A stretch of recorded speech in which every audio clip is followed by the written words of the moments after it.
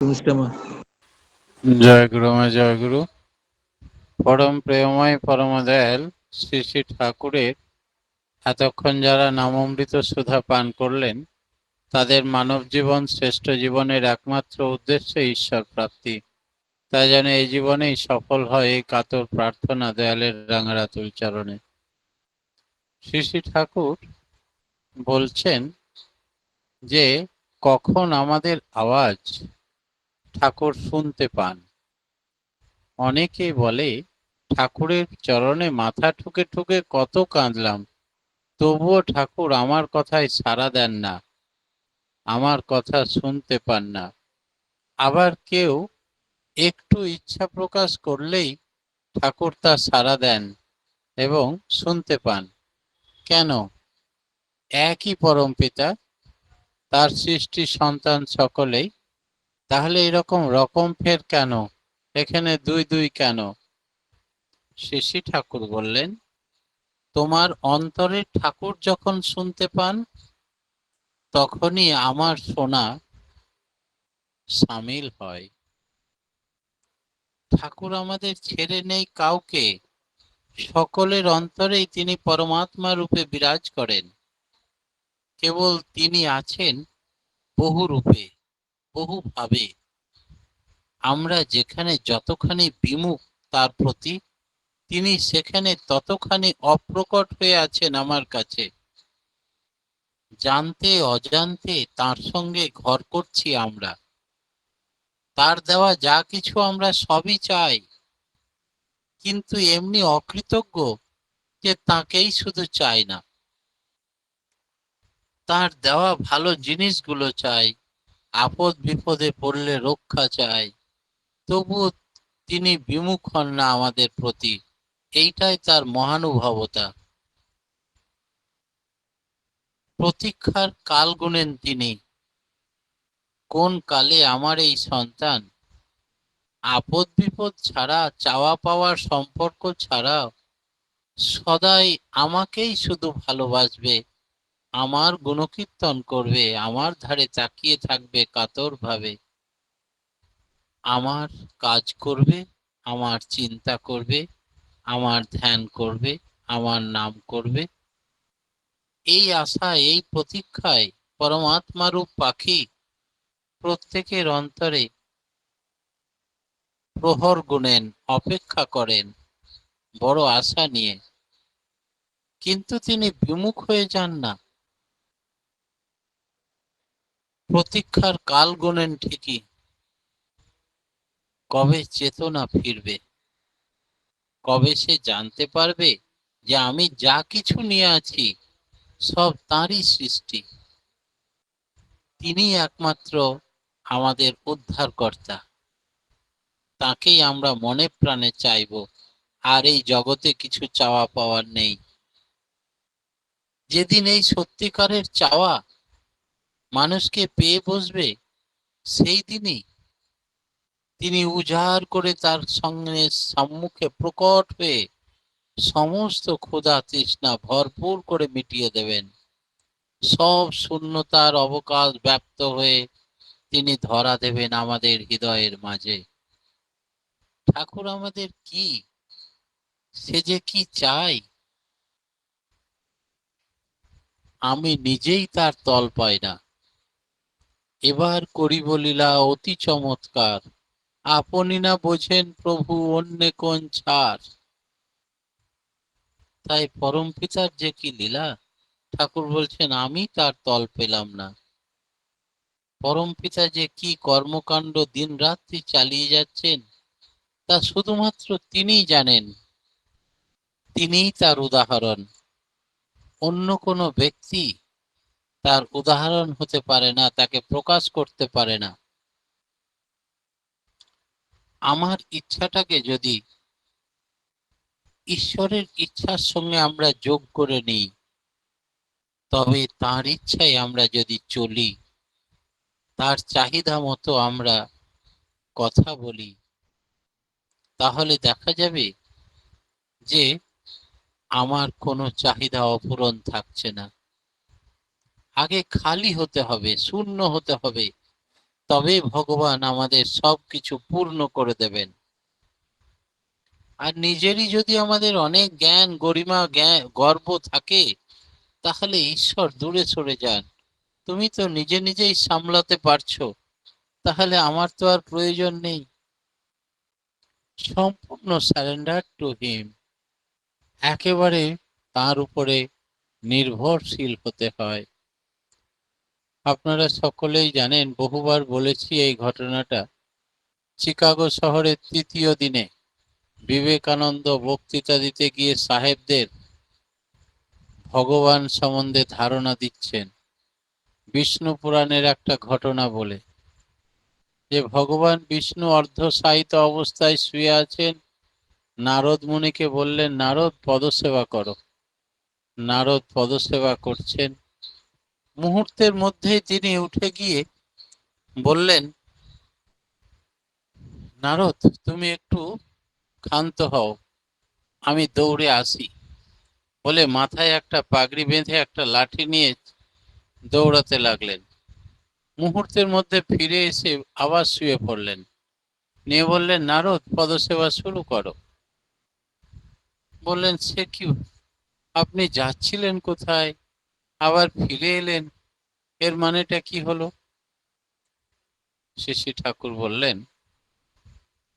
এই ভগবান বিষ্ণুদেব বললেন নারদ মুনিকে, যে আমি যখন ভক্ত মর্তে যাচ্ছে নাম করতে করতে, তখন নাম আর নামই অভেদ এই জ্ঞানে নামী পুরুষের দায়িত্ব হচ্ছে তাকে রক্ষা করা সমস্ত আপদ বিপদ থেকে।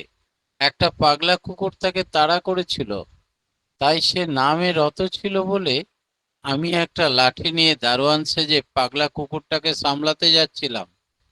কিন্তু সে কুকুর দেখে নাম ছেড়ে দিয়ে নিজেই গালিগালাজ করে ইঁট তুলেছে। তখন বুঝলাম আমার দায়িত্ব শেষ, তুমি যখন সামলাতে পারছো, তাই ফিরে এসে আবার শুয়ে পড়লাম। ভগবানের উপর আমরা যতটা নির্ভর করি, ভগবান ততটাই আমাদের ধরা দেন, সাহায্য করেন। যেই মুহূর্তে মনে করি নিজেই সামলাতে পারছি, সেই মুহূর্তে তিনি অ্যালুপ হয়ে যান। তাই ঠাকুর সেই একই কথাই বললেন, যে যেমন করে ঈশ্বরকে ভজনা করে, ঈশ্বরও তাকে সেইভাবে ভজনা করেন। পরমপিতার এইটাই বিধি। মানুষ আগ্রহ বিধুর কর্ম ও সেবা নিয়ে যার অনুসরণ করে, প্রাপ্তি ও কর্মফল তদ অনুযায়ী তাকে অনুসরণ করে। বিধিমাফিক কর্ম যে যেমন যতটা করে, বিহিত ফলও সে তেমন ততটা পায় তার মতো করে। এই ব্যাপারে তার কোনো পক্ষপাতিত্ব নেই। তিনি সকলের জন্য একই নিয়ম লাগু করেন। শান্তি আছে। পরম পিতাকে প্রত্যাশা রহিত হয়ে ভালোবাসতে হয়। ভগবানে বা ইষ্টে যতখানি যুক্ত হয়ে থাকবো আমরা, ইষ্ট স্বার্থ প্রতিষ্ঠাপন্ন হয়ে যতখানি চলবো, বাস্তব কর্মের ভিতর দিয়ে ততখানি শান্তির পথ খুলে যাবে।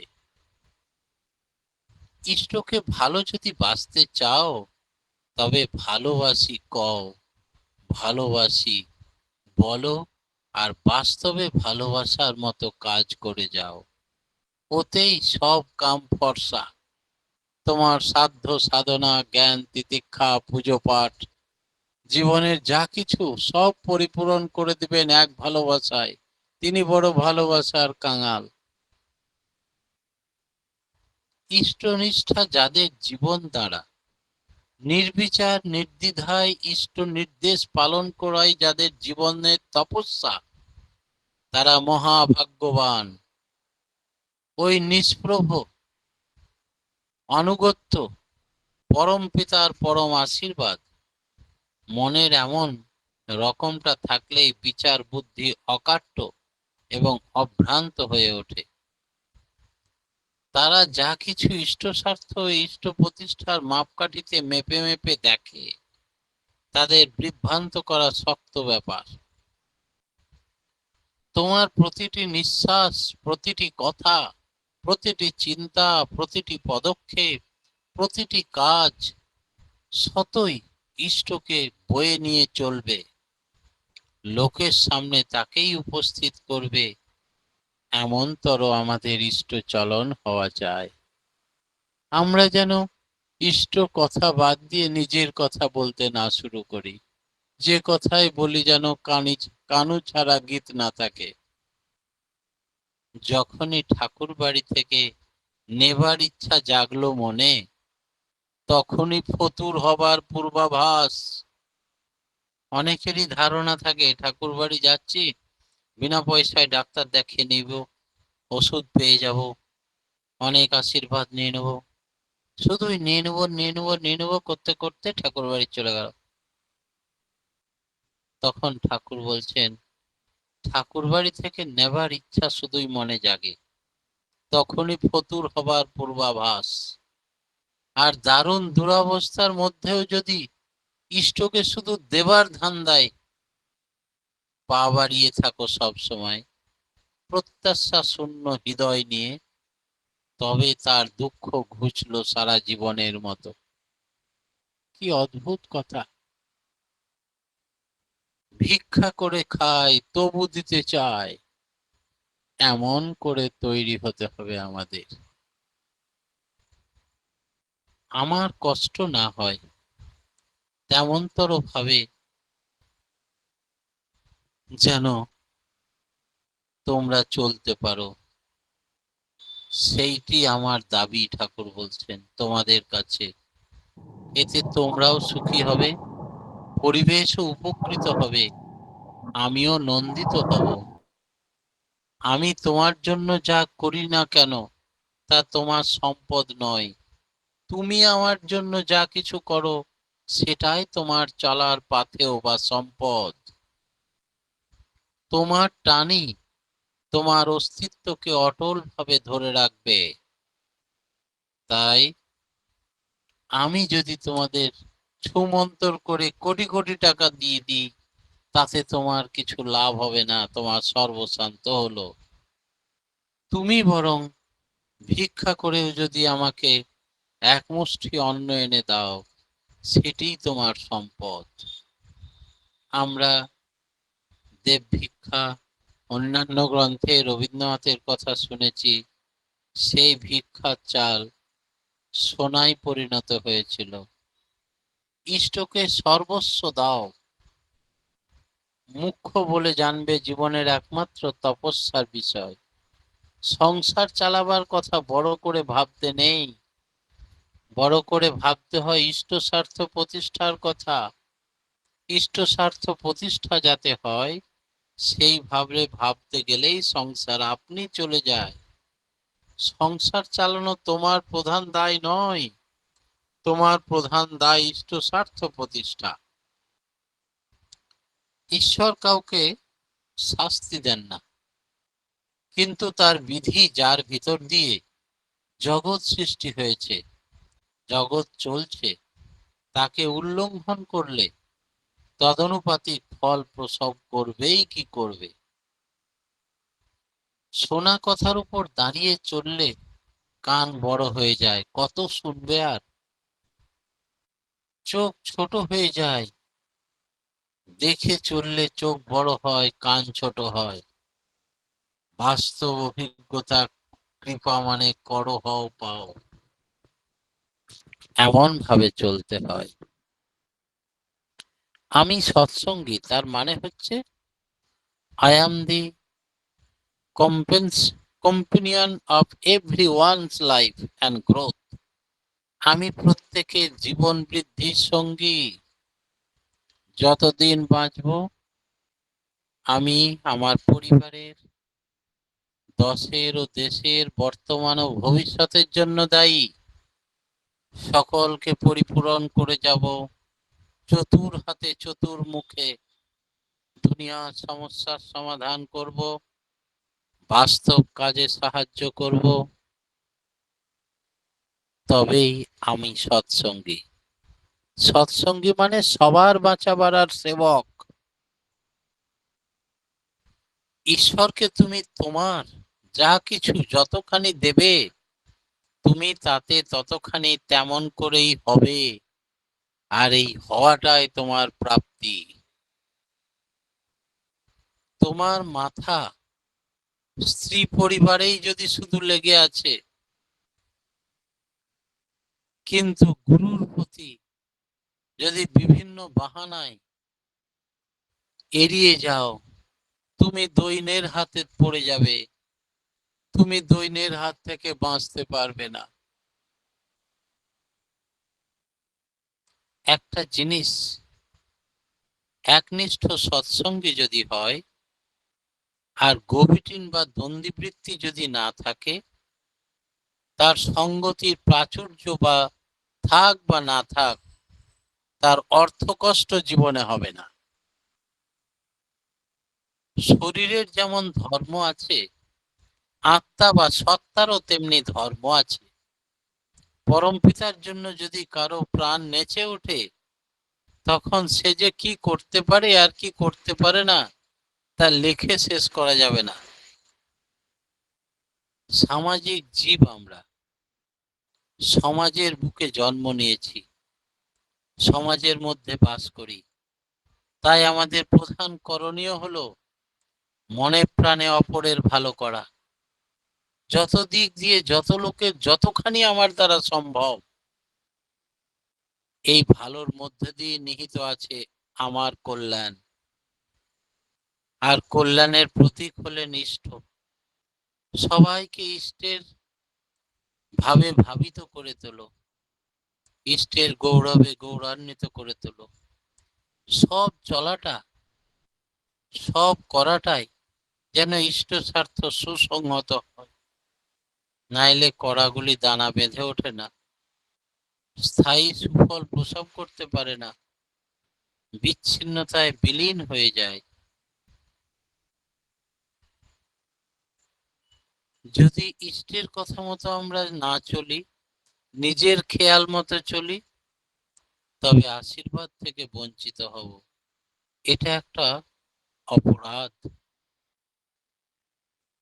শ্রী শ্রী ঠাকুর আমাদের শুধু কল্যাণের জন্য এত কথা বললেন যে ইষ্টের যারা কাজ করে তার সঙ্গে সঙ্গে তার আশীর্বাদ ঘোরে। অর্থাৎ ইষ্টকর্মে লিপ্ত থাকলে দৈনন্দিন জীবনে সে অলৌকিকত্ব লক্ষ্য করে এবং মিরাক্কেল ভাবে ঈশ্বর প্রকট হয়ে তাকে রক্ষা করেন আপদ বিপদ থেকে। ইষ্টকর্মে লিপ্ত থাকলে তাদের কর্মীদের জীবনে এরকম ঘটনা অফুরন্ত ঘটতেই থাকে। যে যত ইষ্টকর্মী, সে তত এই ঘটনার সাক্ষী। নজর থাকবে যেন আমার মাধ্যমে যারা নাম পেয়েছে বা ইষ্টের নাম যে সমস্ত গুরু ভাইরা পেয়েছে, তাদের কাউরির যেন হীন সঙ্গতি না থাকে। প্রত্যেকেই হৃদয় দিয়ে সেই দিকে, পার্থিব সম্পদের দিকেও সব দিক দিয়ে যেন বড় করে তোলাই আমাদের কাজ। ঋত্বিকের নেশা ও পেশা হচ্ছে মানুষকে সব দিক দিয়ে বড় করে তোলো, গুণে জ্ঞানে গৌরবে শিক্ষায় দীক্ষায় অর্থে প্রাচুর্যে। আর মানুষের দুঃখ দুর্দশা দারিদ্রতা দুর্বলতা একেবারে উড়িয়ে দিতে হবে, ইষ্টময় জীবনের প্লাবন বইয়ে দিতে হবে তাদের। এই হলো ঋত্বিক দেবতার কাজ। পরম পিতার রাঙারাতুল চরণে প্রত্যেকের সার্বিক মঙ্গল প্রার্থনা জানিয়ে আজকের মতো আমার ক্ষুদ্র বক্তব্য এখানে শেষ করলাম। জয় গুরু। জয় গুরু দাদা। খুব সুন্দর আলোচনা শুনলাম যে কখন আমরা আমাদের ডাক তিনি শুনতে পান, এই সম্বন্ধে খুব সুন্দর আজকে আলোচনা করলাম। আমাদের অন্তরে ঠাকুর, একটু মিউট করুন সবাই। আমাদের অন্তরে ঠাকুর যখন ডাক শুনতে পান, তখন তিনিও আমাদের পরমাত্মাও আমাদের ডাক শুনতে পান। তার কর্ম, তার নাম ধ্যান করলে তিনি ডাক শুনতে পান। এই বিশ্ব ব্রহ্মাণ্ডের স্রষ্টাই তিনি। তার কাছে কিছু চাইতে নেই। তার ইচ্ছায় চললে তিনি আমাদের সব চাহিদা মিটিয়ে দেন। নাম এবং নামই অভেদ। তার নাম করলে তিনি আসেন আমাদের রক্ষা করতে। ইষ্টকে ভালোবাসি বলে তার কর্মে লিপ্ত থাকতে হয়। তার কাছে তিনি নিতে নেই, তাকে দিলে হবে না, বেড়ে যায়। কৃপা পেতে হলে করতে হবে। অপরের মঙ্গল কামনায় নিজ মঙ্গলের প্রসূতি। ইষ্টকর্মে লিপ্ত থাকলে কোনো বিপদ আপদ আমাদের ছুঁতে পারবে না। খুব সুন্দর আজকে আলোচনা করলেন, আমরা সমৃদ্ধ হলাম। পরম পিতার আমার আতুল চরণে আপনার সার্বিক মঙ্গল প্রার্থনা করি দাদা। খুব ভালো থাকুন, সুস্থ থাকুন এবং পরম পিতাকে নিয়ে আনন্দে ভরপুর হয়ে থাকুন। আর এভাবে আলোচনা করে আমাদের চেতনার পথ উন্মেষ করুন, আমাদের ঈশ্বর প্রাপ্তির পথ প্রশস্ত করুন। জয় গুরু দাদা, ভালো থাকুন এবং আনন্দে থাকুন। এখন আর তার আগে একটা কথা বলি, দয়া করে যারা নতুন ঢুকছেন, তাদের জয়েন করেছেন, তাদের প্রত্যেকের উদ্দেশ্যেই বলি যে যখনই নাম ধ্যানে ঢুকবেন, আগে লিঙ্কে টাচ করে আগে অডিও ভিডিওগুলো দয়া করে অফ করবেন। তারপরে তারপরে হচ্ছে জয়েন অপশনটা হাত দেবেন। না হলে লিঙ্কে ঢুকেই অনেকে দেখি যে অডিও খোলা, ভিডিও খোলা। আমি বারবার ধরে একই কথা বলি, অনেকে আমি জানি না আমার কথা শোনায়, আমার কথা না, এটা সবারই ঠাকুরের কথা, যে এক আদেশে চলে যারা তাদের নিয়ে সমাজ গড়া। আমি অনেকবার বলেছি, কিছু কিছু মানুষকে আমি দেখছি যে তাদের সংশোধন হচ্ছে না, তারা ইচ্ছে করেই আমি জানি না করছে নাকি। তো আমি চেষ্টা করবো আমরা যেন কিরকম, আমিও জানি আমারও ভুল হয়, অডিও খুলে যায়, কিন্তু অনেকেই আছেন যে না শোনার একটা ইচ্ছা। আমি অনেক দিনই বলেছি যে আপনারা অডিও ভিডিওগুলো সব অফ করে রাখবেন। ইচ্ছে করে যখন করবেন না তখন ঠিক আছে, অজান্তে হয়ে যেতেই পারে, কিন্তু বারবার ধরে আমি অনেকের কাছে শুনি ইনি অডিও খুলে রেখেছেন, ভিডিও খুলে রেখেছেন। আমরা হয়তো নাম ধ্যানে একটু দেরি করে ঢুকলাম, সঙ্গে সঙ্গে ফোন আসছে। চেষ্টা করবেন যে যারা যখন ঢুকছেন, কেউ তো আমি না নাম করি, অন্য কেউ তো নাম করছে, তারকে কেন ডিস্টার্ব করবো আমরা, এটা একটু চেষ্টা করবেন। আর জয়গুরু সবার শেষে দেবেন, ঢুকবেন জয়গুরু যখন দেওয়ার সময় হবে নিশ্চয়ই জয়গুরু সবার শেষে দেবেন, তার আগে মাঝখানে জয়গুরু জয়গুরু করবেন না। সবাইকে এই অনুরোধ করলাম, দয়া করে কেউ ভুল বুঝবেন না, সবার মঙ্গলের কথা ভেবে কেউ না কেউ তো নাম করছে।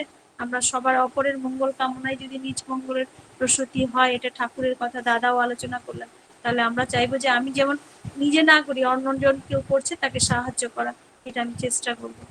জয়গুরু সবাইকে। এখন ভক্তিগীতি পরিবেশন করবেন শ্রদ্ধেয় সুবিমল শীত দাদা, আপনি কি যুক্ত হয়েছেন? জয়গুরু। জয়গুরু। জয়গুরু।